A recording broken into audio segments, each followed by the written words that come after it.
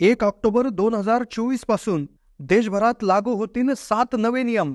घरगुती गॅस सिलेंडरची जी किंमत आहे त्या बाबतीत देखील एक मोठा बदल. तर पेट्रोल आणि डिझेलच्या किमती संदर्भात देखील एक मोठा नियम असून पोस्ट ऑफिसात जर तुमचं खातं असेल, पोस्टाचं खातं असेल, तर त्या संदर्भात 2 योजनेच्या नियमांमध्ये मोठा बदल होतोय. तर सिम कार्ड मोबाईल वापरत असाल, कुठल्याही कंपनीचं सिम कार्ड वापरत असाल, तर TRAIच्या नियमांमध्ये 1 ऑक्टोबर पासून मोठा बदल झालाय. सोबतच राज्यभर सुरू असलेल्या लाडक्या बहीण योजनेसंदर्भात देखील 1 ऑक्टोबर पासून हा बदल होतोय.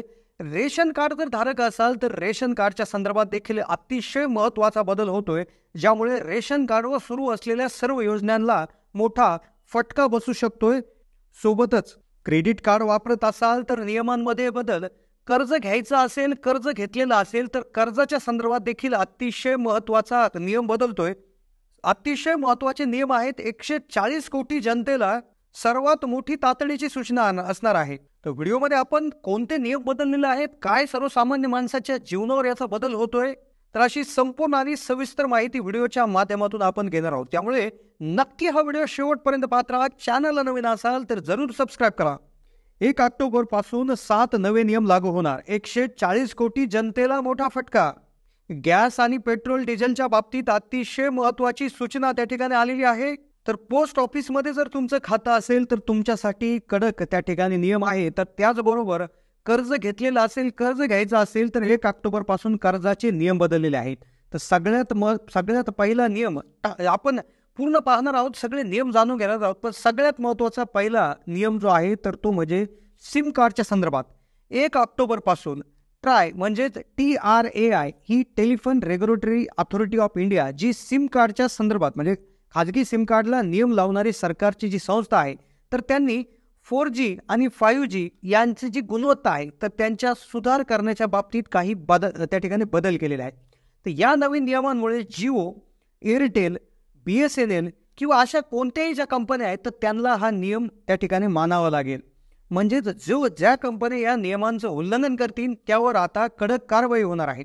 या नियमांमध्ये URL किंवा APK लिंक असणारे काही SMS तर यांची जी डिलिव्हरी आहे तर ही देखील यावर बंदी आणण्यात आली. हा नियम 1 ऑक्टोबरला लागू होणार आहे. तर आता याच्यामध्ये काय होणार आहे की जे 4G आणि 5Gचा नेटचा जो स्पीड आहे, इंटरनेटचा जो स्पीड आहे तर तो वाढवण्याविषयी सरकारने त्यांना एक कडक सूचना दिलेली आहे. तर ती जिओ, एअरटेल आणि BSNL अशा सर्व कंपन्यांना लागू होणार. जर तुमचा इंटरनेटचा स्पीड कमी असेल तर तो इथून पुढे वाढणार आहे. सोबतच काही ज्या URL लिंक्स म्हणजे काही लिंक्स येतात, काही ॲप डाउनलोड करायला जे काही लिंक येतात SMS द्वारे ज्याने फसवणूक होती, तर अशा SMS पाठवण्यावर देखील बंदी आलेली आहे. त्यातच गॅस सिलेंडर, घरगुती गॅस सिलेंडर, पेट्रोल डिझेलच्या किमतीच्या बाबतीत देखील एक मोठा त्या ठिकाणी हे झालेला आहे. सोबतच रेशन कार्डच्या संदर्भात देखील एक मोठा निर्णय समोर आलेला आहे. पण तत्पूर्वी पोस्टात जर खातं असेल, पोस्टात जर तुमचं सुकन्या समृद्धी योजना आणि PPF याच्या संदर्भात जर खातं असेल तर याविषयीचे नियम बदललेले आहेत. जवळपास पोस्ट ऑफिसच्या खात्याबाबत, PPFच्या खात्याबाबत म्हणजेच पोस्ट ऑफिसच्या बचत खात्यावरील व्याज ज्यावेळी अल्पवयीन खातेधारक 18 वर्ष पूर्ण करेल त्यावेळेस त्याला मिळेल. म्हणजेच PPF खातं जे आहे तर ते आता 18 वर्षाच्या खालील जरी कोणी व्यक्ती असेल तर तो देखील हे खातं उघडू शकतो. अल्पवयीन जो मुलगा आहे किंवा मुलं आहेत तर त्याला त्या ठिकाणी PPF खातं जे आहे तर ते उघडू शकतो. आणि त्याच्या नावानं खातं जर उघडलेलं असेल तर त्याला जो PPFचा व्याजदर आहे, प्रोव्हिडंट फंडचा जो व्याजदर आहे तर तो 18 वर्ष पूर्ण झाल्यानंतर त्या ठिकाणी मिळणार आहे. तर अशा पद्धतीचं हे योजनेमध्ये बदल झालेला आहे. त्याचबरोबर कुठल्या बँकेचं कर्ज घेतलं असेल तर कर्जासंबंधी देखील एक मोठा नियम बदलला आहे. कर्ज घेणाऱ्या किंवा घ्यायचं असेल, घेतला असेल तर तुमच्यासाठी खूप आनंदाची बातमी. पेट्रोल, डिझेल, गॅसच्या बाबतीत देखील एक नियम बदलला आहे. पण सुकन्या समृद्धी योजना ज्या बाबतीत एक नियम बदलला जो म्हणजे आजी आजोबाकडून त्यांच्या नातवंडासाठी सुकन्या समृद्धी योजनेत खातं उघडता येतं. या खात्याची सुरक्षा मुलांच्या कायदेशीर पालकाकडे वर्ग करण्यात यावी. जर 2 पेक्षा अधिक खाती उघडण्यात आले असतील तर ते योजनेच्या नियमांचं उल्लंघन मानलं जाईल. दरम्यान प्रत्येक पोस्ट ऑफिसला खातेधारक पालक यांच्याकडून पॅन कार्ड आणि आधारची माहिती गोळा करावी लागणार. त्यानुसार ती माहिती अपडेट करावी लागणार. पोस्ट ऑफिसेसना बदलल्याच्या नियमाबद्दल माहिती खातेधारकांना द्यावं लागणार. म्हणजे आजी आजोबाकडून जर स्वतःच्या नातवंडांसाठी सुकन्या समृद्धीचं खातं उघडण्यास आलं असेल तर ते पालकांच्या नावे म्हणजे पालकांकडे वर्ग करण्यात येणार आहे 1 ऑक्टोबर पासून. तर हा नियम त्या ठिकाणी बदलत आहे. त्याचबरोबर रेशन कार्डच्या संदर्भातला जो अतिशय महत्त्वाचा नियम आहे तो आपण समजून घेऊ. लगेच गॅस, पेट्रोल, डिझेलच्या बाबतीत काय नियम आहे तो समजून घेऊ. त्यानंतर क्रेडिट कार्डच्या संदर्भातला नियम आणि कर्जाच्या संदर्भातला नियम अतिशय महत्त्वाचा आहे. त्यामध्ये रेशन कार्डच्या संदर्भातला एक अतिशय महत्त्वाचा नियम की रेशन कार्डची KYC करणं बंधनकारक आहे. 30 सप्टेंबरपर्यंत तुम्हाला रेशन कार्डची KYC करणं बंधनकारक होतं. आता काय पुढे याची डेट वाढते की काय तर याविषयी देखील आहे. पण 30 सप्टेंबरपर्यंत तुम्ही कुठल्याही आसपासच्या तुमच्या लोकल व्हेंडरकडे जाऊन, रास्त-धान्य दुकानात जाऊन तुमचं KYC करणं गरजेचं आहे. रेशन कार्डला तुमचं आधार कार्ड लिंक करणं खूप गरजेचं असणार आहे. कारण काय होते, डुप्लिकेट रेशन कार्ड्स, एका नावावर जास्त रेशन कार्ड भरपूर ठिकाणी असणं, अशा भरपूर प्रकार उघडकीस आले. त्यामुळे हे असणं गरजेचं आहे.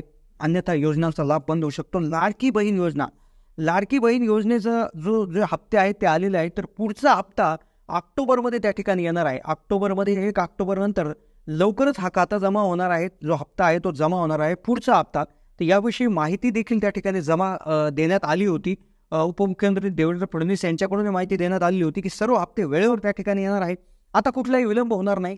30 सप्टेंबरपर्यंत याची डेट त्या ठिकाणी देण्यात आली होती. आधीचे सर्व हप्ते देखील देण्यात आले आहेत. 2 कोटीपेक्षा जास्त महिलांना याचा लाभ मिळालेला आहे. तर नक्कीच यामध्ये आहे. आता सगळ्यात महत्त्वाची जी याच्यामधली गोष्ट आहे कर्जाच्या संदर्भात. तर कर्जाच्या संबंधात एक मोठा नियम बदलला आहे. त्यानंतर गॅस आणि पेट्रोल डिझेलच्या बाबतीत काय नियम बदलला आहे ते पाहूयात.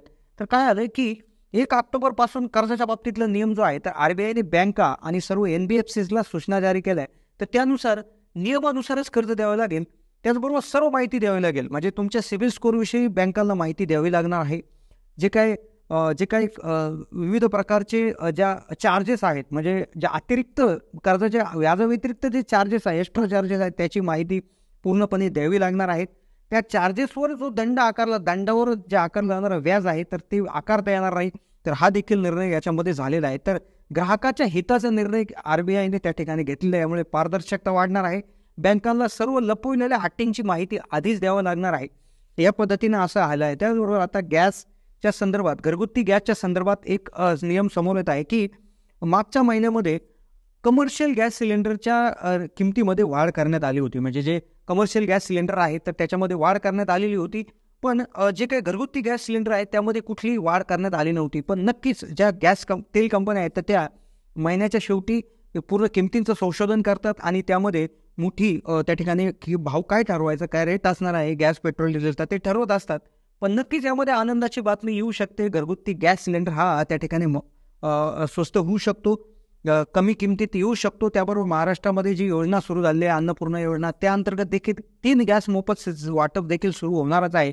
तर त्याचं देखील वाटप आपण अशी आशा करूयात की त्या ठिकाणी 1 ऑक्टोबरपासूनच सुरू होणार आहे असं आपण आशा करूयात. तर ही होती अतिशय महत्त्वाची माहिती. कशी वाटली माहिती कमेंटच्या माध्यमातून कळवा. चॅनलला नवीन असाल तर जरूर सबस्क्राईब करा.